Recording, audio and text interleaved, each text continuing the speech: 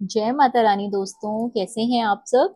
आशा करती हूँ सभी बहुत अच्छे होंगे। नवरात्रि में माँ दुर्गा के चौथे रूप माँ कुष्मांडा की पूजा चौथे दिन करने का विधान है। इस दिन लोग पूरे विधि विधान से माँ दुर्गा की पूजा करते हैं, उन्हें उनका प्रिय भोग अर्पित करते हैं।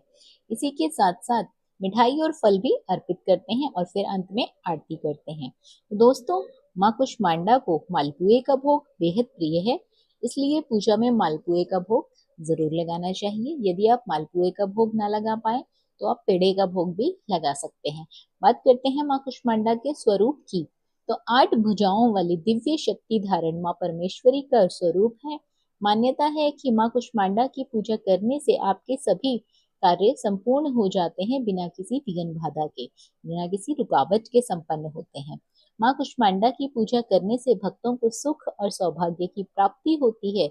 देवी पुराण में भी बताया गया है कि पढ़ने वाले छात्रों को माँ कुष्मांडा की पूजा नवरात्रि के दिनों में जरूर करनी चाहिए।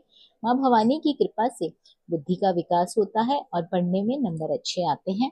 जानते हैं माँ की कथा के बारे में। नवरात्रि के चौथे दिन माँ कुष्मांडा के रूप में पूजा जाता है। अपनी मंद हल्की हंसी के द्वारा अंड यानी ब्रह्मांड को उत्पन्न करने के कारण इस देवी को कुष्मांडा नाम से पुकारा जाता है।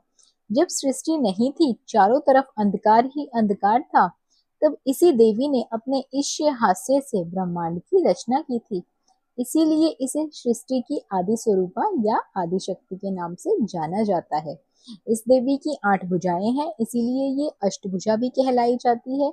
इनके 7 हाथों में कमंडल, धनुष, बाण, कमल पुष्प, अमृतपूर्ण चक्र तथा गदा है। 8वें हाथ में सभी सिद्धियों और निधियों को देने वाली जपमाला है। इस देवी का वाहन सिंह है। संस्कृत में कुम्हड़े को कुष्मांड कहते हैं, इसीलिए इस देवी को कुष्मांडा कहा जाता है। इस देवी का वास सूर्य मंडल के भीतर लोक में है। सूर्य लोक में रहने की शक्ति और क्षमता केवल इन्हीं में है, इसीलिए इनके शरीर की कांति और प्रभा सूर्य की भांति ही चकीली है। इनकी ही तेज से 10 दिशाएं आलोकित हैं। ब्रह्मांड को सभी वस्तुओं और प्राणियों में इन्हीं का तेज व्यापक है। माँ कुष्मांडा स्वरूप की उपासना से सिद्धियों में निधियों को प्राप्त कर समस्त रोग शोक दूर होकर आयु यश में वृद्धि होती है। प्रत्येक सर्वसाधारण के लिए आराधना योग्य यह श्लोक सरल और स्पष्ट है। माँ जगदम्बे की भक्ति पाने के लिए इसे कंठस्थ कर नवरात्रि के चतुर्दिन इसका जाप करना चाहिए। जो भी मनुष्य सच्चे हृदय से इनका शरणागत बन जाए तो फिर उसे अत्यंत सुगमता से परम पद की प्राप्ति होती है। उसे कभी भी रोग शोक नहीं लगते और उसी के साथ साथ उस भक्ति से आयु यश बल आरोग्य की वृद्धि होती है।